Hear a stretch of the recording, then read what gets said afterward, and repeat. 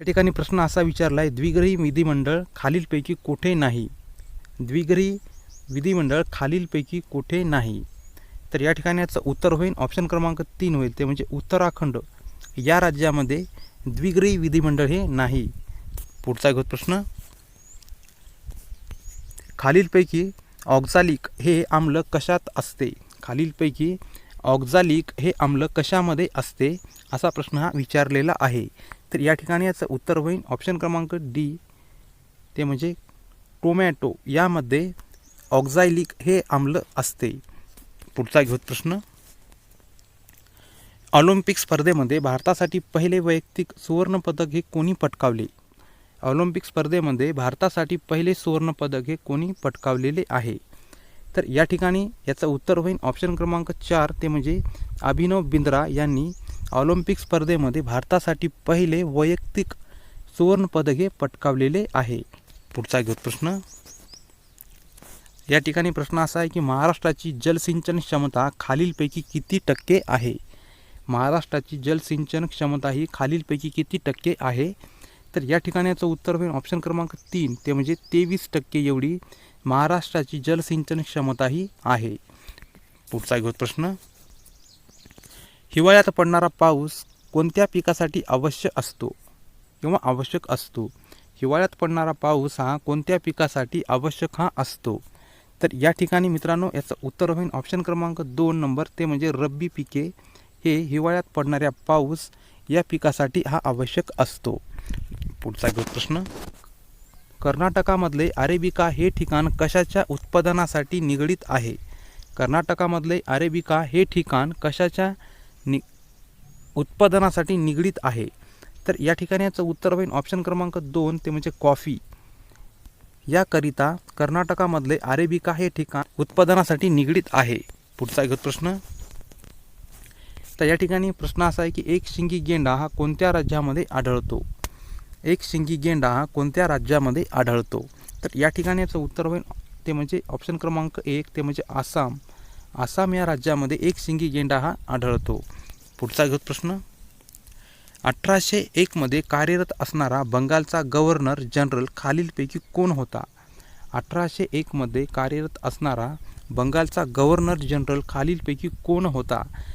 तर या ठिकाणी याचं उत्तर होईल ऑप्शन क्रमांक 2, ते म्हणजे लॉर्ड वेलस्ली हे 1801 मध्ये कार्यरत असणारा बंगालचा गव्हर्नर जनरल हा होता. पुढचा घेऊ प्रश्न, खालीलपैकी वैदिक संस्कृतीमधील सर्वात पवित्र वेद कोणता? खालीलपैकी वैदिक संस्कृतीमधील सर्वात पवित्र वेद हा कोणता आहे असा प्रश्न विचारलेला आहे. तर या ठिकाणी मित्रांनो याचं उत्तर ऑप्शन क्रमांक 1 होईल, ते म्हणजे ऋग्वेद हा वैदिक संस्कृतीमधील सर्वात पवित्र वेद हा आहे. ऑप्शन क्रमांक 1 हे उत्तर योग्य होईल. पुढचा घेऊ प्रश्न, प्रश्न असा आहे की शानचे पठार कोणत्या देशामध्ये आहे? शानचे पठार कोणत्या देशामध्ये आहे? तर ऑप्शन क्रमांक 2 नंबर म्हणजेच म्यानमार हे उत्तर तुमचं एकदम योग्य असेल. तर म्यानमार या देशामध्ये शानचे पठार हे आहे. पुढचा घेऊ प्रश्न, सर्वांनी शांत बसावे हे वाक्य कोणत्या प्रयोगाचे आहे? सर्वांनी शांत बसावे हे वाक्य कोणत्या प्रयोगाचे आहे? तर मित्रांनो या ठिकाणी याचं उत्तर होईल ऑप्शन क्रमांक 3, ते म्हणजे आक्रमक भावे हे उत्तर योग्य असेल. पुढचा घेऊ प्रश्न, एप्रिल 2023 मध्ये सायन्स पार्क खालीलपैकी कोणत्या ठिकाणी स्थापना करण्यात आला? एप्रिल 2023 मध्ये सायन्स पार्क हा खालीलपैकी कोणत्या ठिकाणी स्थापन करण्यात आला आहे? तर या ठिकाणी मित्रांनो ऑप्शन क्रमांक 2, ते म्हणजे केरळ हे उत्तर योग्य असेल. तर एप्रिल 2023 मध्ये सायन्स पार्क हा केरळ या ठिकाणी स्थापन करण्यात आलेला आहे. पुढचा घेऊ प्रश्न, प्रश्न असा आहे की भारतीय कबड्डी महासंघाची स्थापना खालीलपैकी कोणत्या वर्षी झाली? कबड्डी महासंघाची स्थापना ही खालीलपैकी कोणत्या वर्षी झालेली आहे? तर ऑप्शन क्रमांक 1, ते म्हणजे 1950 साली भारतीय कबड्डी महासंघाची स्थापना ही झालेली आहे. तर ऑप्शन क्रमांक 1 नंबर हे उत्तर योग्य होईल. पुढचा घेऊ प्रश्न, जागतिक वारसा दिन हा कोणत्या दिवशी असतो? जागतिक वारसा दिन हा कोणत्या दिवशी असतो? तर या ठिकाणी ऑप्शन क्रमांक 4 उत्तर होईल, ते म्हणजे 18 एप्रिल या दिवशी जागतिक वारसा दिन हा असतो? पुढचा घेऊ प्रश्न. मिंटोनेट हे कोणत्या खेळाचे जुने नाव आहे? मिंटोनेट हे कोणत्या खेळाचे जुने नाव आहे? तर या ठिकाणी ऑप्शन क्रमांक 3 ते म्हणजे व्हॉलीबॉल हे उत्तर योग्य असेल. पुढचा घेऊ प्रश्न. मरुत शब्दाचा समानार्थी शब्द कोणता आहे? मरुत शब्दाचा समानार्थी शब्द हा कोणता आहे?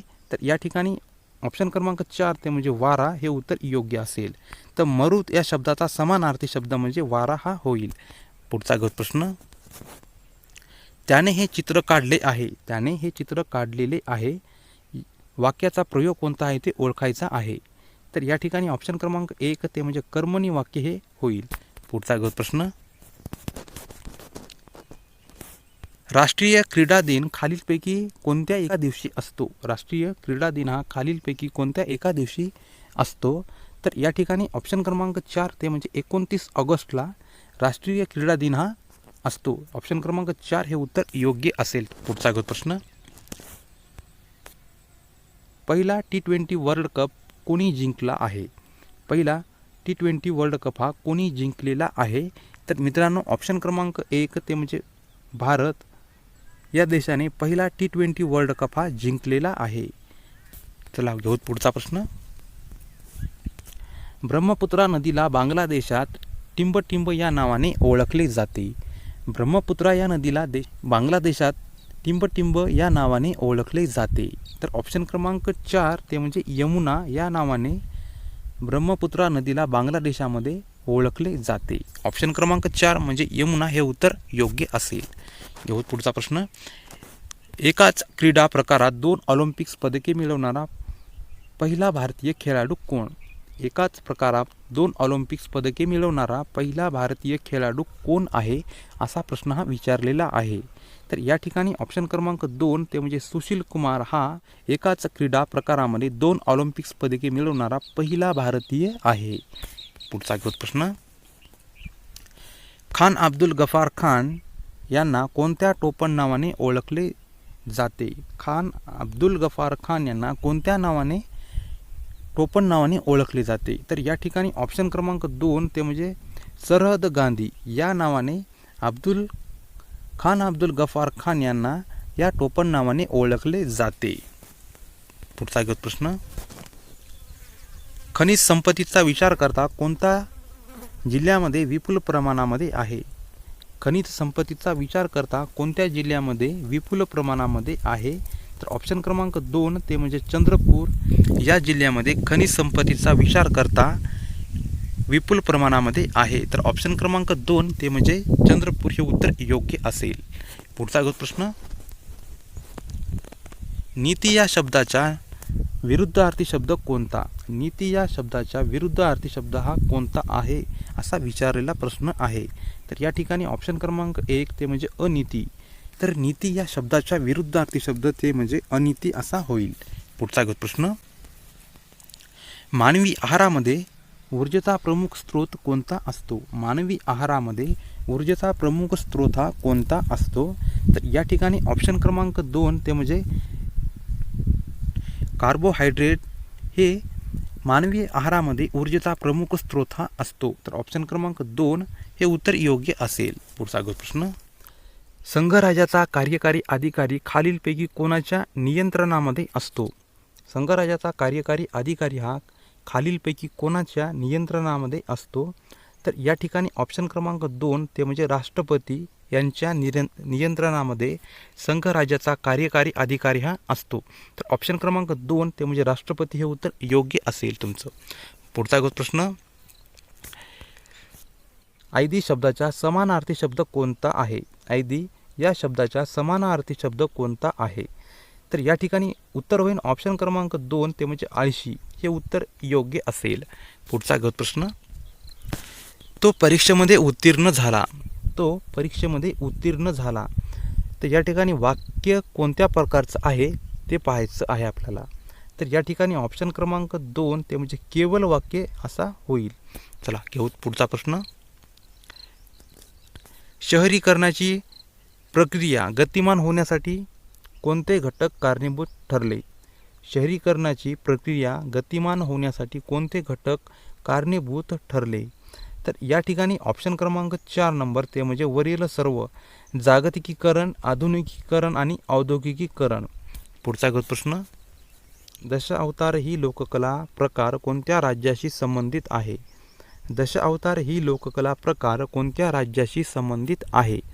या ठिकाणी प्रश्न असा विचारलेला आहे. तर या ठिकाणी ऑप्शन क्रमांक 3 ते म्हणजे महाराष्ट्र या राज्याशी संबंधित म्हणजेच दशावतार ही लोककला आहे. तर ऑप्शन क्रमांक 3 हे उत्तर योग्य होईल. पुढचा प्रश्न, जुन्या विचारांचे पुरस्कार करणारे तर उत्तर होईल ऑप्शन क्रमांक 1 ते म्हणजे प्रतिगामी हे उत्तर योग्य असेल. पुढचा प्रश्न, शब्दसमूहाबद्दल योग्य शब्द उंटावरून येणारा टपाल. तर उत्तर होईल ऑप्शन क्रमांक 2 ते म्हणजे सांडणी स्वार होईल. पुढचा प्रश्न, द्विकल्पीय पठारावर कोणत्या महिन्यात पाऊस पडतो? द्विकल्पीय पठारावर कोणत्या महिन्यामध्ये पाऊस हा पडतो? तर या ठिकाणी ऑप्शन क्रमांक 4 ते म्हणजे जून महिन्यात द्विकल्पीय पठारावर पाऊस हा पडतो. पुढचा प्रश्न, कच्च्या आंब्यामध्ये कोणते आम्ल असते? कच्च्या आंब्यामध्ये कोणते आम्ल हे असते? तर ऑप्शन क्रमांक 2 ते म्हणजे सायट्रिक ॲसिड हे कच्च्या आंब्यामध्ये आम्ल असते. पुढचा प्रश्न, रात्र या शब्दाचा समानार्थी शब्द कोणता आहे? रात्र या शब्दाचा समानार्थी शब्द हा कोणता आहे असा प्रश्न विचारलेला आहे. तर मित्रांनो या ठिकाणी ऑप्शन क्रमांक 4 ते म्हणजे वरील सर्व ते म्हणजे निशा, रजनी आणि रात. तर रात्र या शब्दाचा समानार्थी शब्द हे तिन्ही पण होतील, त्यामुळे ऑप्शन क्रमांक 4 हे उत्तर योग्य असेल. पुढचा प्रश्न, आसाम या राज्यामध्ये लोकसभेच्या एकूण किती जागा आहेत? आसाम या राज्यामध्ये लोकसभेच्या एकूण किती जागा आहेत? तर या ठिकाणी ऑप्शन क्रमांक 4 ते म्हणजे 14. तर लोकसभेच्या आसाम या राज्यामध्ये 14 एवढ्या जागा आहेत. नेक्स्ट क्वेश्चन, धडा शिकवणे वाक्यप्रचाराचा योग्य अर्थ काय आहे ते सांगायचा आहे. तर या ठिकाणी मित्रांनो ऑप्शन क्रमांक 3 ते म्हणजे अद्दल घडवणे. तर धडा शिकवणेमध्ये म्हणजेच अद्दल घडवणे हा होतो.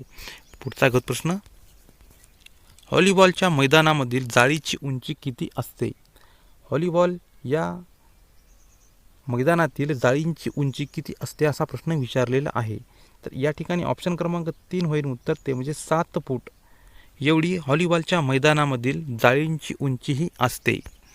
चला पुढचा प्रश्न, 6व्या ते 8व्या शतकादरम्यान सर्वात शक्तिशाली महाजनपद खालीलपैकी कोणते होते? 6व्या आणि 8व्या शतकादरम्यान सर्वात शक्तिशाली महाजनपद हे कोणते होते? तर या ठिकाणी मित्रांनो ऑप्शन क्रमांक 2 ते म्हणजे मगध हे 6व्या आणि 8व्या शतकादरम्यान सर्वात शक्तिशाली महाजनपद हे होते. चला पुढचा प्रश्न, सुनीता शर्मा यांना 1883 साली कोणत्या खेळात द्रोणाचार्य पुरस्कार मिळाला? सुनीता शर्मा यांना 1883 साली कोणत्या खेळामध्ये द्रोणाचार्य पुरस्कार हा मिळालेला आहे? तर ऑप्शन क्रमांक 3 मित्रांनो ते म्हणजे क्रिकेट या खेळामध्ये द्रोणाचार्य पुरस्कार सुनीता शर्मा यांना 1883 साली मिळालेला आहे. पुढचा प्रश्न, ऋग्वेदात कोणत्या प्राण्यांचा उल्लेख आढळतो? ऋग्वेदात कोणत्या प्राण्यांचा उल्लेख आढळतो? तर ऑप्शन क्रमांक 4 होईल याचं उत्तर ते म्हणजे वरील सर्व ते म्हणजे मोर, मुंग्या, हरिण, कोल्हा आणि हत्ती, लांडगा. चला पुढचा प्रश्न, रयत शब्दाचा समानार्थी शब्द कोणता होईल? रयत शब्दाचा समानार्थी शब्द हा विचारलेला आहे, तो कोणता होईल? तर ऑप्शन क्रमांक 4 होईल उत्तर ते म्हणजे वरील सर्व ते म्हणजे रयत शब्दाचा समानार्थी शब्द प्रजा होईल, जनता आणि लोक हे तिन्ही पण होतील, त्यामुळे ऑप्शन क्रमांक 4 हे उत्तर योग्य असेल. पुढचा प्रश्न, इंग्रजांनी पहिली वकार कोठे स्थापन केली? इंग्रजांनी पहिली वकार ही कोठे स्थापन केली? तर या ठिकाणी ऑप्शन क्रमांक 3 ते म्हणजे सुरत या ठिकाणी इंग्रजांनी पहिली वकार ही स्थापन केली होती. तर ऑप्शन क्रमांक 3 हे उत्तर योग्य होईल.